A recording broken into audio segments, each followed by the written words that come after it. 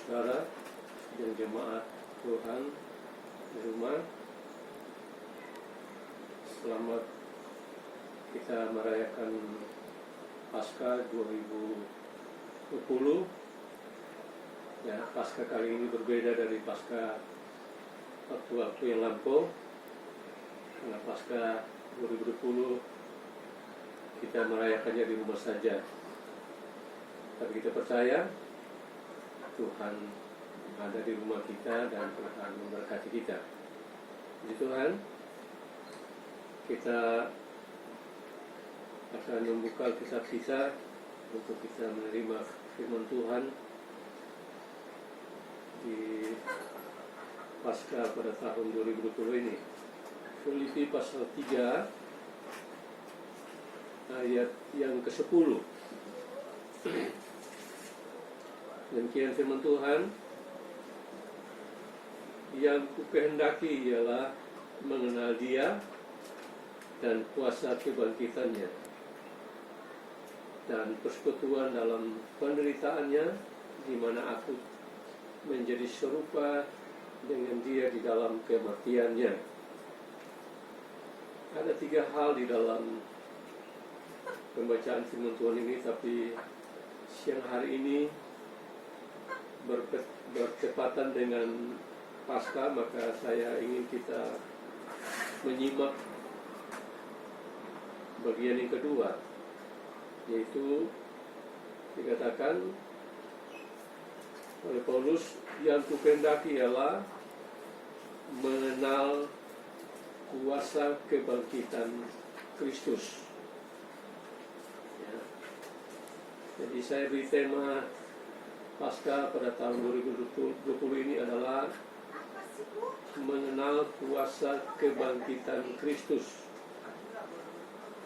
Ya.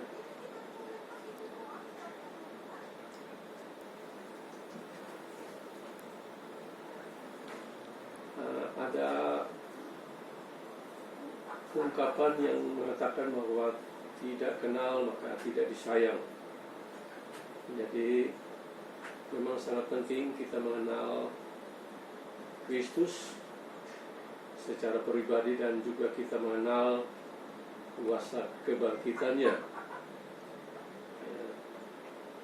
Dikatakan kita perlu mengenal kuasa kebangkitan Kristus, berarti ada kuasa yang membangkitkan Kristus Yesus dari kematian. Hari Jumat kemarin kita memperingati kematiannya di atas kayu salib untuk menembus dosa kita. Dan hari Minggu ini kita merayakan kebangkitannya. Ada 3 kuasa yang membangkitkan Kristus dari kematian. Pertama, kuasa Bapa. Yang kedua, kuasa Yesus sendiri. Yang ketiga adalah kuasa Roh Kudus. Jadi kita melihat di dalam kebangkitan Kristus ini, ketiga Tritunggal Allah bekerja di dalamnya, sehingga Yesus bangkit dari kematian buat saudara dan saya sebagai umat-umat ketebusannya.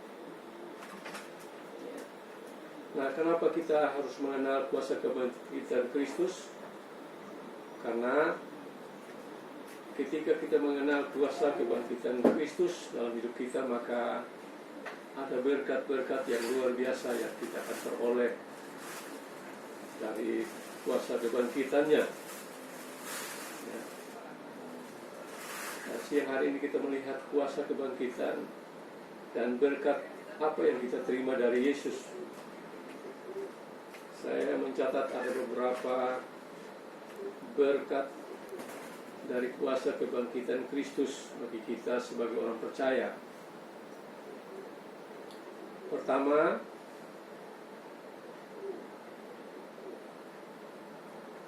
kuasa kebangkitan Kristus memberi perubahan hidup bagi kita. Ya, baik perubahan secara jasmani dan rohani. Ya. Kalau kita lihat di dalam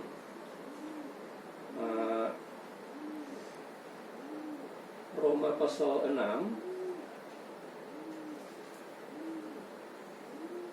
Roma pasal 6 ayat 4 sampai kepada ayat yang ke-6. Dengan demikian kita telah dikuburkan bersama-sama dengan Dia oleh baptisan dalam kematian, supaya sama seperti Kristus telah dibangkitkan dari antara orang mati oleh kemuliaan Bapa, demikian juga kita akan hidup dalam hidup yang baru. Sebab jika kita telah menjadi satu dengan apa yang sama dengan kematiannya, kita juga akan menjadi satu dengan apa yang sama dengan kebangkitannya. Karena kita tahu bahwa manusia lama kita telah turut disalibkan supaya tubuh dosa kita hilang kuasanya, agar jangan kita menghambakan diri lagi kepada dosa. Jadi kuasa kebangkitan Kristus akan memberikan perubahan kepada kita sebagai anak-anak Tuhan. Manusia lama kita sudah mati, dikubur bersama-sama dengan kematian Yesus, dan kita bangkit dalam hidup yang baru. Jadi ada perubahan hidup. Perubahan hidup ini dalam banyak hal. Itu perubahan dalam pola pikir kita. Saya ajak kita lihat di dalam Kolose pasal yang ketiga. Kita melihat perubahan dalam pola pikir kita.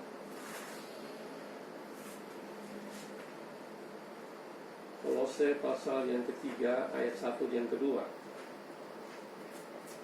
Karena itu kalau kamu dibangkitkan bersama dengan Kristus, carilah perkara yang di atas, di mana Kristus ada duduk di sebelah kanan Allah. Pikirkanlah perkara yang di atas, bukan yang di bumi. Jadi seseorang yang mengalami kuasa kebangkitan Kristus, maka ada perubahan hidup di dalam dirinya.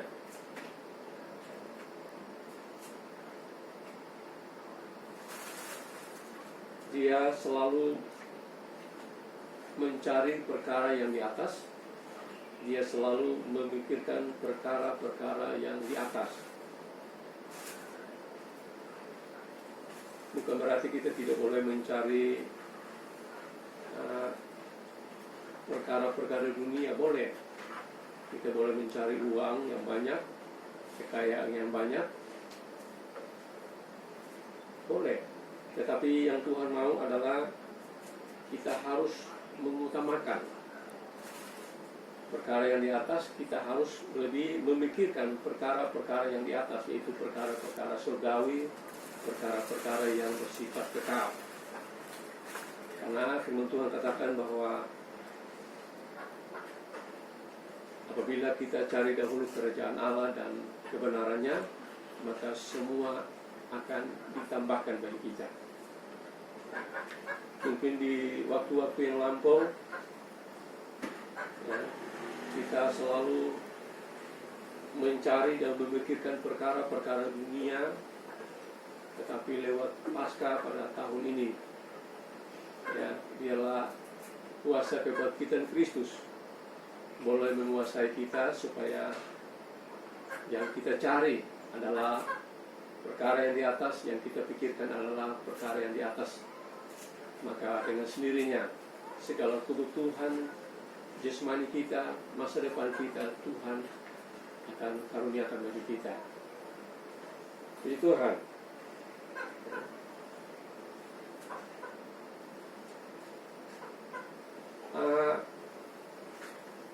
perubahan yang berikut selain kita mencari perkara yang di atas dan memikirkan perkara yang di atas. Perubahan yang berikut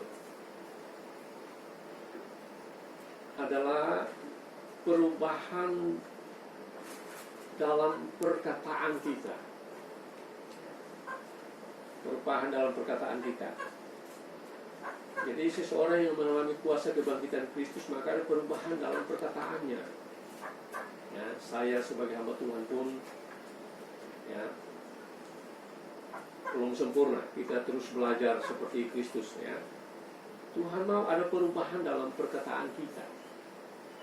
Tuhan mau perkataan Kristus itu ada di dalam hidup kita.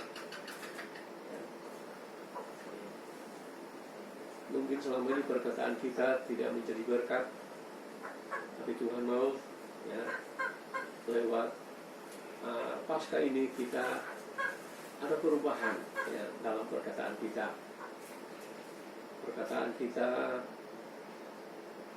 tidak menyakiti orang lain, ya, tetapi perkataan kita menjadi berkat bagi orang lain.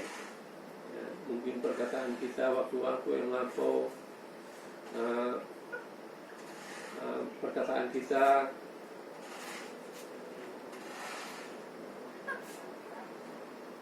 tidak menjadi batu sandungan bagi orang lain.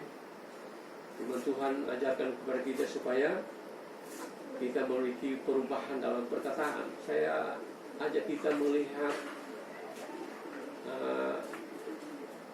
di dalam Kolose pasal yang ketiga. Seseorang yang mengalami kuasa kebangkitan Kristus, maka perkataan-perkataan ini akan keluar dari dalam hidupnya. Kolose 3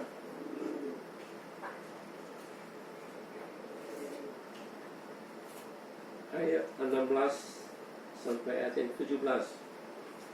Hendaklah perkataan Kristus diam dengan segala kekayaannya di antara kamu, sehingga kamu dengan segala hikmat mengajar dan menegur seorang akan yang lain, dan sambil menyanyikan mazmur dan puji-pujian dan nyanyian rohani, kamu mengucap syukur kepada Allah di dalam hatimu, dan segala sesuatu yang kamu lakukan dengan perkataan atau perbuatan, lakukan semuanya itu dalam nama Tuhan Yesus sambil mengucap syukur oleh Dia kepada Allah Bapa kita.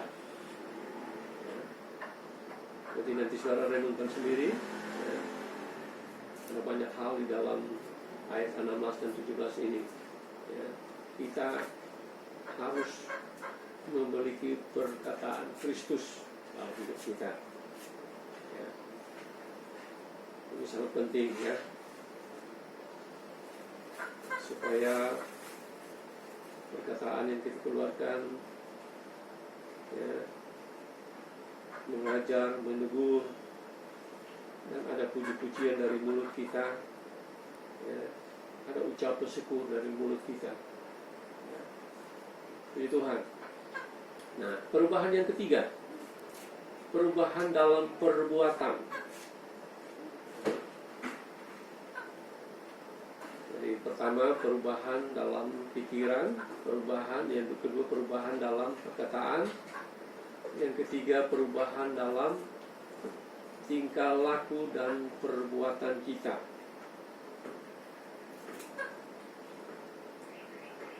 Roma 13 ayat 12 dan 13. Roma 13 ayat 12 dan 13. Hari sudah jauh malam, telah hampir siang. Sebab itu marilah kita menanggalkan perbuatan-perbuatan kegelapan dan mengenakan perlengkapan senjata terang. Marilah kita hidup dengan sopan seperti pada siang hari. Jangan dalam pesta pora dan kemabukan, dan jangan dalam percabulan dan hawa nafsu, jangan dalam perselisihan dan iri hati. Jadi ada perubahan dalam tingkah laku perbuatan kita. Dulunya kita suka pesta pora, harus ada perubahan. Tidak lagi berpesta pora. Dulunya kita suka mabuk-mabukan, ada perubahan. Tidak lagi mabuk dan lain-lain sebagainya. Sebab firman Tuhan katakan bahwa kalau kita masih hidup dalam hawa nafsu, pesta pora, kemabukan, dan kejahatan, maka kita tidak mendapat bagian dalam kerajaan Allah. Jadi, ini adalah berkat, berkat dari kuasa kebangkitan Kristus dalam hidup kita. Ada perubahan hidup dalam hidup kita, perubahan dalam pola pikir, perubahan dalam perkataan, perubahan dalam tingkah laku dan perbuatan kita. Berkat yang kedua dari kuasa kebangkitan Kristus, kita lihat dalam 1 Korintus pasal 15. 1 Korintus pasal 15, berkat kedua dari kebangkitan Kristus. 1 Korintus pasal 15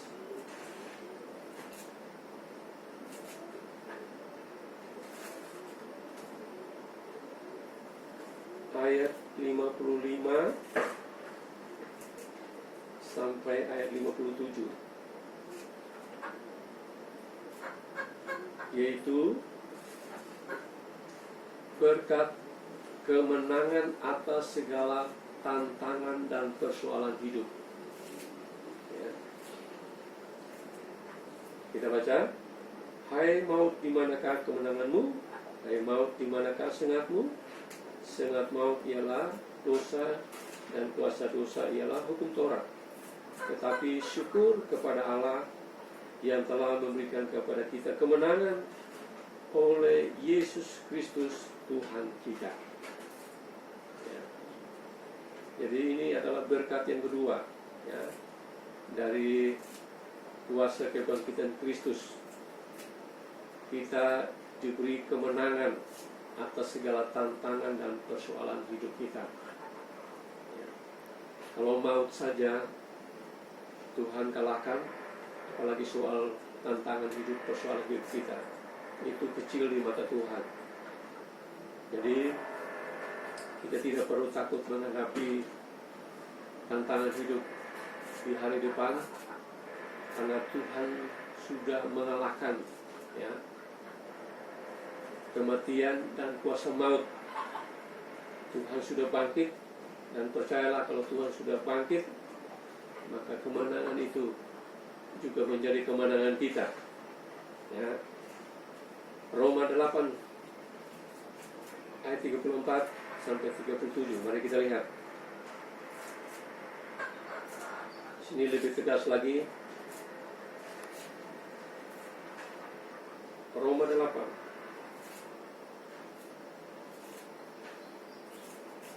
ayat 34 sampai 37. Kristus Yesus telah mati, bahkan lebih lagi yang telah bangkit, yang juga duduk di sebelah kanan Allah, yang malah menjadi pembela bagi kita. Siapakah yang akan memisahkan kita dari kasih Kristus? Penindasan atau kesesakan atau penganiayaan, atau kelaparan atau ketelanjangan, atau bahaya atau pedang? Sebab ada tertulis, oleh karena engkau kami ada dalam bahaya maut sepanjang hari. Kami telah dianggap sebagai domba-domba sembelihan, tetapi dalam semuanya itu kita lebih daripada orang-orang yang menang oleh Dia yang telah mengasihi kita. Jadi Yesus telah mati, tetapi Dia telah bangkit, dan Dia menjadi pembela bagi kita. Saat ini Dia ada di surga. Dia membela kita di surga, dan Dia membela kita di bumi ini. Apapun persoalan yang kita hadapi, kesesakan yang kita hadapi, Firman Tuhan berjanji bahwa kuasa kebangkitan Kristus akan memberi kemenangan bagi kita. Bahkan dikatakan bahwa kita lebih dari pemenang. Puji Tuhan. Ya. Berkat yang ketiga dari kuasa kebangkitan Kristus. Yang terakhir,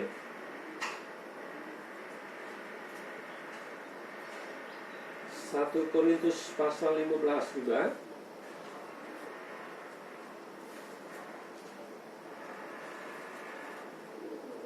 1 Korintus pasal 15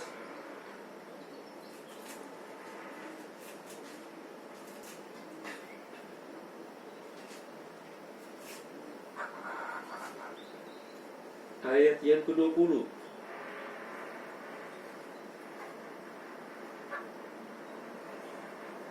Sampai ayat 23. Berkat yang ketiga dari kuasa kebangkitan Kristus,